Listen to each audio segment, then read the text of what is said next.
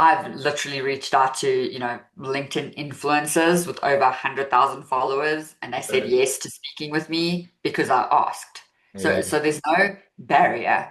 If you yeah, think, oh, I'm no one, who am I like, just ask. right. Maybe half will say no, but some will say yes. Yeah. Um, and I have actually made really good friends that way, really good business support people Mm. that way. And so I would just reach out and speak, get advice, and then it's almost like what's resonating with me. Yeah. What this person said, I actually disagreed with it. And it's just about having that mindset of what's making sense for me, Yeah. knowing who you are, even through conversations with other people. Welcome everyone to another episode of ULab Central. Today I have with me Candice. So Candice, would you like to tell our audience why they should be excited about this conversation today? Yes, absolutely. So I am one of those crazy people who actually loves what they do. And I am on a mission to help everyone else feel this way. Mm. So everyone should wake up excited on a Monday to actually get to work, to add value, to Yeah. do what they love. And yeah, that's my mission right now. All right. Now, your mission is quite exciting and sounds a little different to me because, yeah, when somebody wakes up on a Monday, they're not exactly looking forward. Not at least 80% of the people I know are not waking up on a Monday thinking that, yeah, this is going to be an exciting day. So, how are you trying to flip the switch here? Yes, so with many things. So I've grown up. I started out as a learning and development administrator straight after Mhm. school, and I have pretty much stayed in that field for the last 20 years. So I truly believe in the power of growing yourself, continuous development to get to where you want to be, but you just have to be a little bit deliberate about it. So, and yes, you're about right on the stat. Only 15% of people, roughly, enjoy what they do, genuinely would do it if they didn't get paid. And that's kind of the thing. So, I mean, obviously, I want to get paid, but if I didn't need money, I would still do what I do. Like developing people to me is just such a joy. I cannot think of anything better. Right. And so I really want people to feel like that because I really do. I feel like, oh my gosh, I get to work. I get to do this job. It's so cool. So yeah, 15%, and that has to get better. It has to increase. So, what's the first step that people should be taking? I mean, other than quitting their current job that they don't like and getting into something that they want to do, what's the other thing that they can do?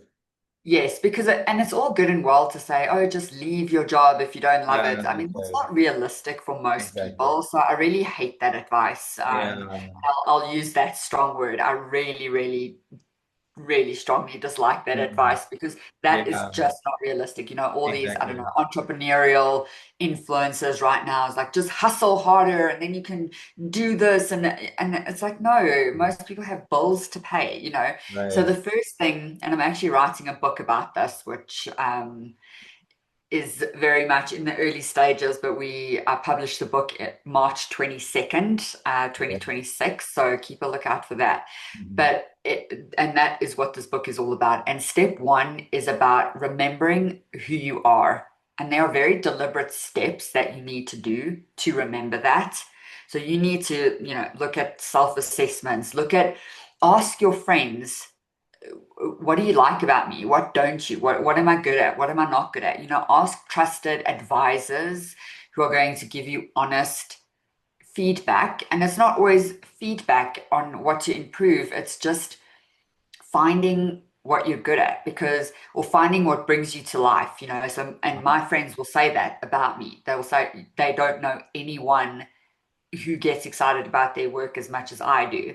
Mhm. And so that's a strength I'm leaning into. Yeah. Um, S- and that is step one. It's called remember who you are. And journal, look at assessments, ask people, and then write it down and sit with it because I forgot along the way. So I'm here now, but if you spoke to me 10 months ago, Uh, that's not how. I would have described myself. It's not how I would Right. have opened this podcast.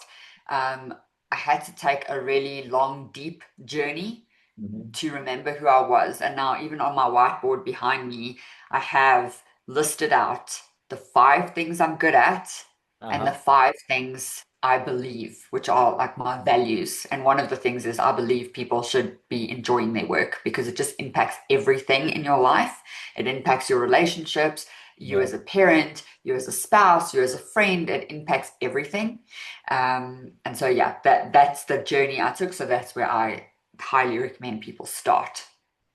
And in this self-realization, right, it took you a lot of practices like journaling and things like that to realize for yourself. Now, if there were a few steps that people had to go through for doing their own self-realization, sometimes journaling is not what a lot of people are into, right? They might like to meditate, or they might like to just go and talk to people, or just Mhm. take a trip. I don't know. Everybody has their own ways of doing it. What are some tips that you share with people? Yeah, and yes, journaling's not for everyone. I can just, imagine if my husband went through this, he would never journal a day in his life. There's no way. He would never meditate. He would never do any of this. So that's an excellent question.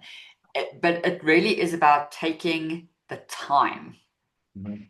to think, to reconnect with yourself. So I did it all. I journaled, I meditated, I did self-assessments. So, there's a great website and I can share that with you. You can put it in the notes, but there's a whole bunch. It's called Truity, Truity. And they just have a whole bunch of free assessments. And I did them and I just went through the reports and I kind of highlighted what stood out. Yeah. I definitely spoke with my friends, I spoke with my family, and then I reached out to many people. This is maybe something those who don't want to do this kind of self-reflection side of it. I reached out to people on LinkedIn to ask for advice. And I've literally reached out to, LinkedIn influencers with over 100,000 followers, and they said Right. yes to speaking with me because I asked. So Yeah. so there's no barrier. If you Yeah. think, oh, I'm no one, who am I like just ask. Right. Maybe half will say no, but some will say yes. Yeah. Um, and I have actually made really good friends that way, really good business support people Mm. that way. And so I would just reach out and speak, get advice, and then it's almost like what's resonating with me. Mm. What this person said, I actually disagreed with it. And it's just about having that mindset of what's making sense for me, Yeah. knowing who you are, even through conversations with other people. But that's another one of them. So yeah, there's elements here, and I've just got my whole book thing up here. But pillar two is to Yeah. find your people. Uh, Find the people that make you lift up uh, rather than dwell. Because you'll have those people where you just, all you do is gossip and all you do is speak badly about your boss and or it's yeah. that dwelling and it actually pulls you down. And so Uh-huh. it's about finding the people that lift you up. Mhm. That's the second pillar. Okay. I know if you want to go through all the pillars right now, but there's a specific question that's coming to mind Hmm. for me. Is that when we talk about development and you talked about going out and talking to people, okay, not just others, but also family, friends, and co-workers or something of that sort. Now, there's a thing that comes in like feedback, right? Mm. Okay. Now, it's not something that a lot of people take easily, right? Hmm. Hmm. And especially if it's negative, positive feedback, everybody just dwells upon sometimes. But yeah, negative feedback, or it's just that people have a set thought process that, yeah, this is something I'm good at. But when they go out and ask somebody else, a new picture might come out and they might get, oh, Hmm. how is this even possible? How do people, I mean, in your experience, how should they be doing that, Hmm. handling that? Yes. So there are two things I want to mention here. So the first thing is you have to be ready to accept feedback. You do not have to make all the changes or even agree with every piece of feedback you're given. So I train leaders how to give and get feedback. So what I do say is, because there's that common saying, feedback is a gift. But sometimes you don't want another pair of socks, right? You don't want that gift. Yeah. It's like you're going to return it, okay? So look at feedback as a gift. When you get that really terrible Christmas gift from your auntie that doesn't know you, and you're like, why did you get that? And then you immediately return it. You're like, oh, where's the return? Where did you get this from? And then you return it. That is feedback too. You don't have to take it all. You don't have to take it all. You don't have to wear that terrible pair of socks. You don't have to. But always think where it's coming from. Like, Uh-huh. is there some truth? Always ask yourself, because the person giving the feedback has actually gone to, like, made an effort to Yeah, give you feedback. that's right. They have tried, they have thought about it, and they have come to you to Hmm. give you feedback. Yeah. So even if you want to return the gift, there is something there. Always. There's always some truth, no matter how hard that is to hear. So that's the first thing. The second thing is, when you're giving feedback, you've got to give feedback in a way that is actionable, right? So please, everyone listening to this, throw the sandwich method in the trash as quickly as you possibly can. It is just so confusing. People don't know what to do. It's psychologically just baffling that people don't know what to do with that. So I use this framework and I'll take you through it. So it's called the EECC framework, Mhm. and it's example, effect, and then it's change or continue. So you can use the same framework for positive and negative feedback. Okay. And I always use this example in my training, and I'll use it again. So example, effects, change and continue. I'll give myself positive feedback. The example, Candice, that presentation you did with that team yesterday went really well. Hmm.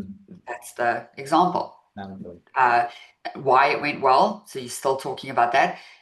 You spent a lot of time and gave enough detail and information so that while you were presenting, we were able to make a decision during that hour Yeah. with the team. So that's the effect, right? We were able to make a decision Mhm. during the time. Now we can move forward with that project a lot quicker because we made the decision. We made the next step decision during the meeting. So please continue to put in that much detail into the presentations for that team, because that's what they really need to make a decision in the moment.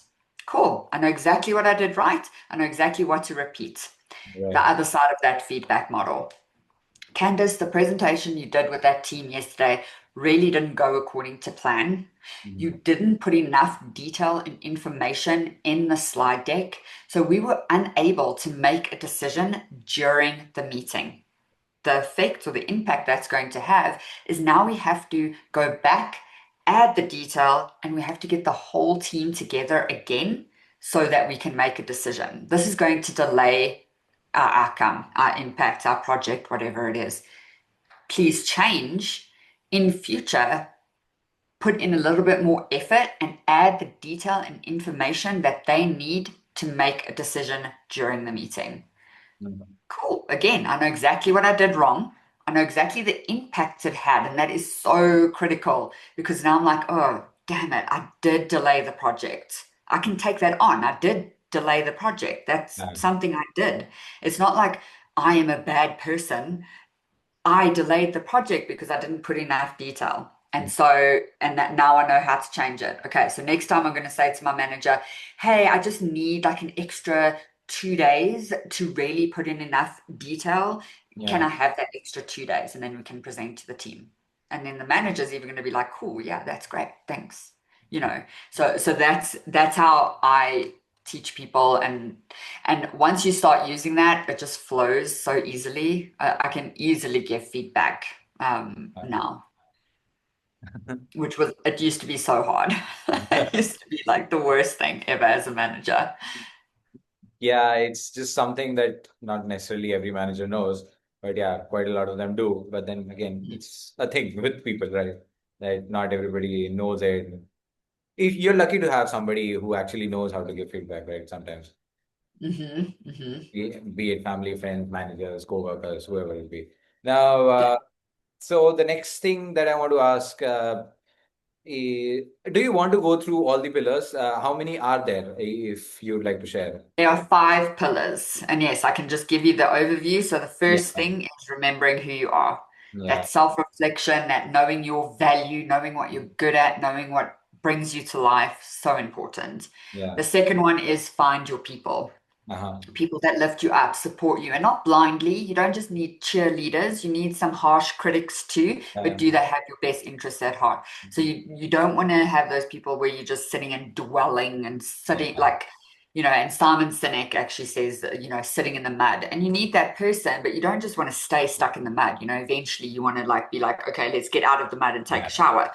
So you want those people. Then the third is speak up. So, and this is something that I did so badly in my career. I was, and especially for the people I support, learning and development, they just tend to sit in the back and wait for people to tell them what to do. They're, just the support function. They don't speak up. They don't have opinions. They don't make suggestions. So that's the other one is speak up.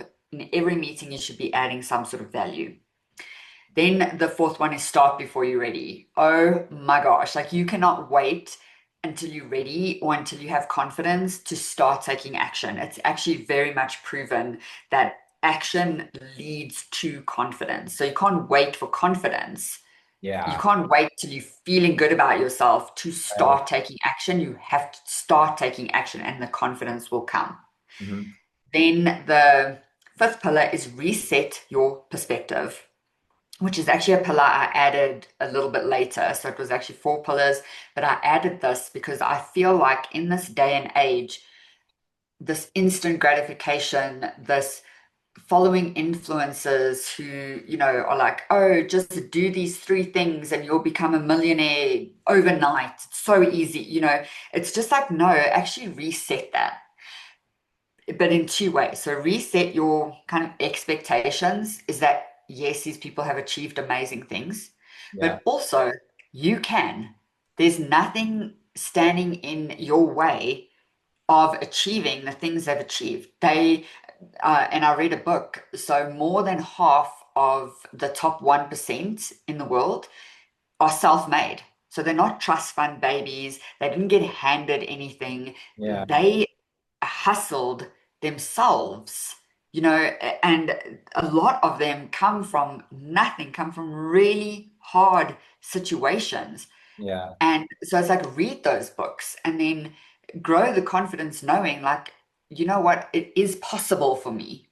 It's, like don't think that it's going to happen for you, but also know that it is possible for you. So that's the whole reset the perspective thing. I'm still hashing that one out yeah. because that I really want people to know, like Gary V. People are like, Mhm. oh, Gary V is so big, but like he started from nothing, that guy, Okay. and so that to me actually fuels me. I'm like, if he can do it, why can't I? There's no difference, Yeah. so yeah.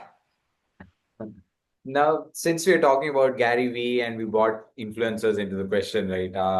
Just wanted to understand are you a learning and development influencer on social media? Or, I mean, are there people on LinkedIn or Instagram? It depends, right? Because Yes, of course. they're just different kinds of audiences on both platforms. One on professional LinkedIn, the people looking for career advice. On Instagram, they're looking for and behavioral or just regular kind of stuff. Mhm. So, is it working out for you? What's the kind of engagement that you get? Oh gosh, so this has been probably the biggest learning for me over the last 2 years owning my own business. So Instagram, I am still terrible. I'm trying. I really want to break that Instagram Jinx. code. Yeah, it's and then I think there are, and let me say, thought leaders. So your Andrew Huberman, Mm. Brene Brown, Simon Sinek, Yeah, all of those people are in my world, with a million plus followers. So they're doing it right. Like they're they're bringing high level education to the masses. So that's what I want, you know. And people are like, oh, you don't need to dance, and I actually like dancing, so I don't mind like if I need to do some silly dance or whatever, because that is actually me. So Uh-huh. it's not weird for me, but I don't want to have to do silly TikTok dances to build an audience, right? So anyway, I'm struggling with that. I've actually just hired some social media managers who are getting me finally. And so I think in the next few months, I'm going to see massive growth on Instagram. LinkedIn, yeah, I've built a good audience because I share a lot of educational, deeply helpful tools. So I put together a lot of PDF documents Uh-huh. with deeply practical, like you can take that document and go and use it straight away. Like there's no, you know, theory high in the like high in the sky fluff stuff. It's really useful. And I pride myself on that stuff. So that's, you know, that I think I'm really good at that. And I like to share that with my audience because I do want my field, the people I support, learning and development, to really step into this next stage of Yeah. our, let's call it transformation with AI, because we have to step away from creating content. We have to step away from being training providers, and we really need to step into being a strategic business leader that builds company-wide capability so that people grow with the organization and not just get replaced by AI. Yeah. Like, so I feel very strongly about that. So yeah, that's my that's the people I support. You know, obviously I am in learning and development, so I support career growth in general, but learning and development people are my key audience. Okay. Now, I don't have a lot of learning and development professionals in my immediate network, although there are a lot of people, I mean, colleagues that are there working in the human resources and associated departments, right? So just wanted to understand how is one day in the life of an L&D professional? Oh, yeah. They are probably or should never be the same. So I would say it's kind of taking you through a life cycle of a project would be Um, a little bit easier. So always start off if I get a new client, I always start off by speaking with people, getting to know the people. That's my number one thing. I'll speak with all the C-suite executives. I'll speak with employees. I'll ask them questions. You know, what are you struggling with? Where do you want to go?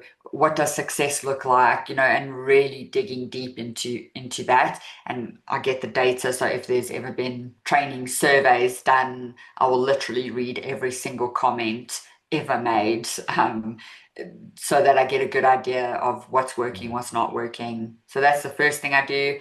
Then I do analysis on understanding, you know, global people trends. So things like hybrid workplaces, global workforces, AI, all of the big things hitting people right now. Then I understand the industry. So, you know, I've worked in 15 different industries. So everywhere from construction to professional services to manufacturing to sales to tech to like yeah. 15 different industries. So understanding like what's affecting people, but then how does that translate to that industry? Because it will hit finance much better than much differently than it hits mining, Mhm. for example. So understanding that. So then knowing the people, knowing the business and the industry and the impact. Then I sit down and I put together what I call strategic capability plans. So I look at anything from 1 to 3 year horizon to say if this company wants to achieve this and wants to bring its people with, we need these capabilities. These capabilities are going to get us there because that's how I achieve business success is through building people capability. So I work very strategically though. If we had to step one level down, that would be then, you know, creating the learning solutions. And I don't want to say training because sometimes learning solutions can be, you know, a video, a podcast, it can be a checklist, it can be helping with a Yeah. process, it can be a lot more than just build a training program. So yeah, that would be kind of the life cycle of my work with clients. Now, I don't know if this question will take you back 20 years, but just a random question that popped up. If somebody had to start a career in learning and development, right, what should they be doing to start off?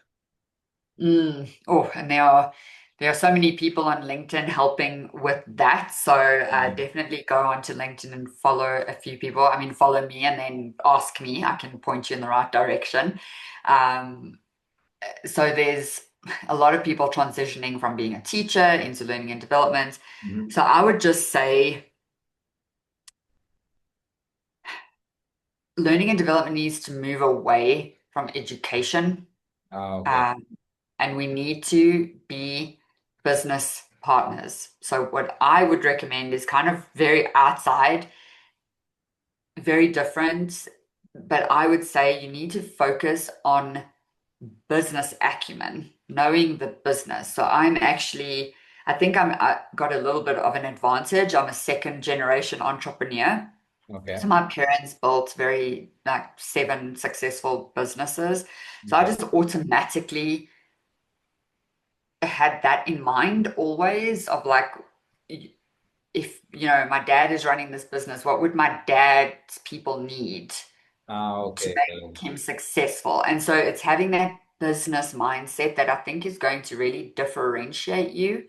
Mhm. If you're coming in talking about learning outcomes and stuff like that, like I actually did a post last week saying, or this week saying, no CEO has ever woken up sweating in the middle of the night over learning outcomes.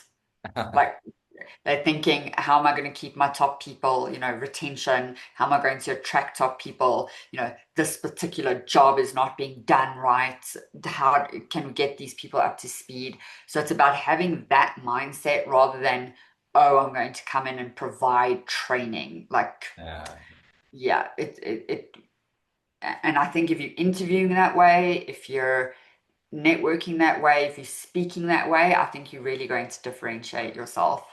And then I'll just like plug, I do a weekly learning and development lounge, and people should just join because it's totally free. And I just run that every 1 hour per week. And it's a wonderful way to network, and we get deep into things. So we have two people there, like setting up a learning and development strategy, and they are getting help. They're getting so much help. It's wonderful. Right. Okay. Now, again, one last question. If you had to put a number uh, onto the number of people that you've, I don't know, trained or helped develop, what would that number be in the past 20 years? Oh, um, I mean, in the tens of thousands, people I've impacted through my work, definitely. I mean, I don't know, but I mean, just my one client had over 6,000 employees, and I build company-wide capability plans. So I literally impact all of those people. I've supported teams of uh, 7,000 before. So that was just sub teams across the whole African continent. Yeah, and then who knows, like the ripple effects. And that's why I love what I do because I feel like that one manager I might have trained is impacting five others, Yeah. right? And so that's why even in my branding, it's the ripple effect because learning and development done right is right at the center of everything in the organization. Like literally the success of the organization can depend on the learning and development person because if that person is good, the entire organization benefits Yeah. because that person should be building capability in everyone in your team. And so, yeah, I just love the work I do. Honestly, it's so cool. Thank you so much. I mean, I love the fact that we've just come full circle. We started talking about loving the things we do, and now you're just finishing on the fact that we I love did, what we do, yes. That right? was great. I didn't plan that at all. So, yeah, thank you so much for joining in, Candice. Before we close, where can people get in touch with you? I mean, I'm having so much fun on Instagram. You can come and join the few hundred people there. Um, so it's just Candice Mitchell underscore MSC. So for, my master's, just trying to not be like every other Candice Mitchell. And then, of course, LinkedIn. But why people should contact me is truly anyone who wants to get into learning and development, who wants to be better, who really wants to step into that strategic role and not be replaced by AI. And people with career goals, in like career growth goals, I help all of those people. Thank you so much, Candice. Yeah. Thanks so much for joining in. To the audience who's been watching and listening intently, if you liked what we talked about, do leave a like. The comment section is open for suggestions, perspectives, and yeah, if you want to add to the conversation, that's also there. And don't forget to subscribe before you close the window itself. So thanks once again for joining in. Thank you so much, Candice, for joining on this episode of Your Lab Center. Yeah, So much. absolutely. Thank you.